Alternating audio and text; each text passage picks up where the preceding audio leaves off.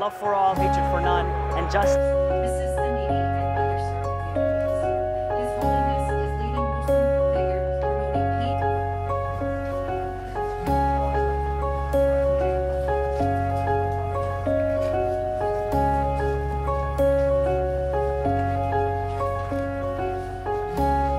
This way will only increase, and our message of peace and humanity will them with love, kindness, and generosity.